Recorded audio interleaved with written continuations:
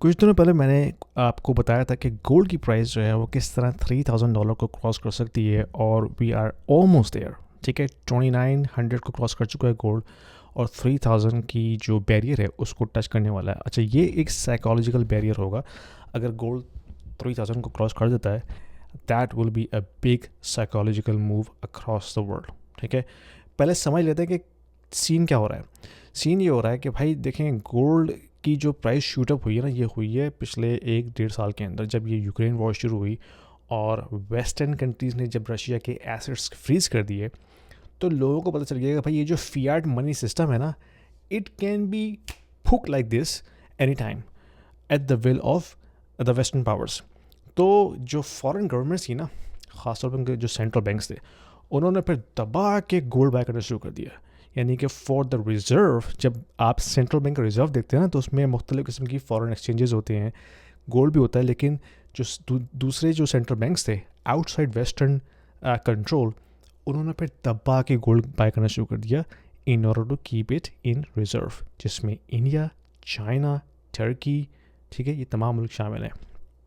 तो एक तो सेंट्रल बैंक्स दबा के गोल्ड बाय कर रहे हैं, और दिस हैज़ बीन हिस्टोरिक। ठीक है, इसके अलावा गोल्ड जो है वो एक सेफ हेवन समझा जाता है in the time of uncertainty. हम पिछले 1-1.5 साल से देख रहे हैं कि इकोनॉमिक सिचुएशन जो है ना वो काफ़ी ऐसे है, डामाडोल। यानी कि रिसेशन आ रहा है, नहीं आ रहा, आ रहा है, नहीं आ रहा है। ठीक है, मुख्तलिफ़ किस्म का डाटा हमारे सामने मौजूद है। यील्ड कर्व इन्वर्ट हो चुका है, दोबारा से री इन्वर्ट होता है, फिर इन्वर्ट होता है। तो ये सारी चीज़ें आपको अनसर्टेनिटी का एक निशानदेही कर रही हैं। फिर ट्रम्प साहब आए, उन्होंने आके टैरिफ्स लेफ़्ट एंड राइट मारना शुरू कर दिए, तो मज़ीद पैनिक मचा मार्केट के अंदर, मज़ीद अनसर्टेनिटी आ गई। तो जब कभी भी क्राइसिस होता है ना ग्लोबल इकानमी में, तो जो स्मार्ट मनी है, जो कि बिग मनी हम कहते हैं इसको, वो जाती है सेफ हेवन्स की तरफ, and gold is a safe haven. इसकी वजह से गोल्ड जो है वो काफ़ी कैपिटल अट्रैक्ट कर रहा है। तीसरा जो एंगल है ना, वो ये है कि जो पेपर मार्केट है ना गोल्ड की, पेपर मार्केट से मुराद है मेरा ETFs जो क्रिएट होते हैं, कि आप ETF का शेयर बाय करें, वो ऐसा ही है कि आप गोल्ड की प्राइस का एक्सपोजर ले रहे हैं। ठीक है, in the form of buying stocks on the traded exchanges. लेकिन काफ़ी इसमें ना हेरा फेरी होती है। इसमें कहते तो हैं वो कि भाई हमारे जो स्टॉक्स हैं ETF के, वो गोल्ड बैक्ड हैं, लेकिन इन रियलिटी उतना फिजिकल गोल्ड होता नहीं है। आप ऑडिट करेंगे तो पता चलेगा। ठीक है, जब तक वो खुद कह रहे हैं, गारंटी दे रहे हैं, आप उनके वर्ड ऑफ माउथ पे बिलीव कर लेते हैं। लेकिन इन रियलिटी ये ऐसा ही है जैसे फ्रैक्शनल रिजर्व बैंकिंग होती है ना, कि आपने $100 जमा कराए, बैंक ने सिर्फ $10 अपने पास रखे, बाकी $90 लैंड कर दिए, और जिसको लैंड किया उसने आगे मज़ीद और लैंड कर दिए। तो वो एक साइकिल चल जाती है लैंडिंग की। तो जब कभी बैंक रन होता है तो बैंक के पास वो पैसा होता ही नहीं है। तो यही सीन जो पेपर मनी है उनके साथ भी है। ये पेपर नहीं कह रहा हूँ, सॉरी, पेपर्स ETF जो गोल्ड का पेपर गोल्ड है, वहाँ में भी ऐसी है कि भाई ETF ने स्टॉक्स इशू किए हुए हैं कि आपका क्लेम है गोल्ड के ऊपर, लेकिन उतना फिजिकल गोल्ड है नहीं। और इसी वजह से अभी रिसेंटली क्या हुआ है कि लंदन से, जो लंदन की जो बुलियन मार्केट है, जिसमें बैंक ऑफ इंग्लैंड भी काफ़ी गोल्ड अपने पास पजेस करता था और है भी, लेकिन अब वहाँ से गोल्ड निकल रहा है। क्यों? क्योंकि जो पेपर मनी बार कह रहा हूँ, पेपर गोल्ड जो है उस पे से लोगों का ट्रस्ट ख़त्म हो रहा है। अब लोग फिज़िकल गोल्ड की तरफ जा रहे हैं कि भाई I have to have custody over physical gold. चाहे मैं खुद कस्टडी करूं, चाहे मैं किसी थर्ड पार्टी को कस्टडी करने को बोलूं, लेकिन मुझे फिज़िकल गोल्ड का एक्सपोजर चाहिए। तो उसकी वजह से एक सर्च आई है डिमांड के अंदर, जिसकी वजह से जो लंदन की जो मार्केट है वहाँ से गोल्ड निकल रहा है। निकल के कहाँ जा रहा है? US में जा रहा है। That's another thing that I am looking at it, कि इसका मतलब क्या है? क्या लोगों का ट्रस्ट ख़त्म हो गया बैंक ऑफ इंग्लैंड के ऊपर से और लोग उसको US मूव कर रहे हैं? That I don't know, I have to look into it. लेकिन पॉइंट ये है कि भाई क्राइसिस मूड ऑन है। ये जो गोल्ड की प्राइस सर्च कर रही है, that itself is telling you the crisis mood is on. Every crisis is an opportunity. आपने देखना है कि आपने उस अपॉर्चुनिटी कैसे आइडेंटिफाई करना है, and how you can take advantage of it. जो स्कार्स एसेट्स हैं उनमें इन्वेस्टमेंट करना, मैं समझता हूँ कि एक अच्छा फैसला हो सकता है, जिसमें गोल्ड भी शामिल है, जिसमें बिटकॉइन भी शामिल है, जिसमें सिल्वर भी शामिल है, ठीक है, यूरेनियम शामिल है। इसके अलावा जो रियल स्टेट, अच्छी रियल स्टेट है, जो कि cash flow producing real estate है, वो एक स्कार्स एसेट है।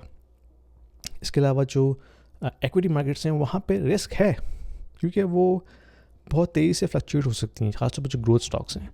But you have to play your own game, ठीक है, और ट्राई टू प्ले सेफ, क्योंकि things are very volatile right now and it will remain volatile for quite some time. मैं ये नहीं कह रहा क्रैश होने वाला है कुछ, लेकिन something is cooking in the global economy. ये जो गोल्ड की इतनी एग्रेसिव मूवमेंट्स हैं, that itself is telling you something is cooking. Anyway, आप बताइए कमेंट्स में डाल के कि आपको क्या लगता है। पसंद आई वीडियो शेयर कीजिए, लाइक कीजिए, और कोर्सेज चेक कीजिए मेरे, जो कि मैं आपके लिए स्पेसिफिकली डिज़ाइन कर रहा हूँ, so that you can make an educated decision about your investing game. Thank you.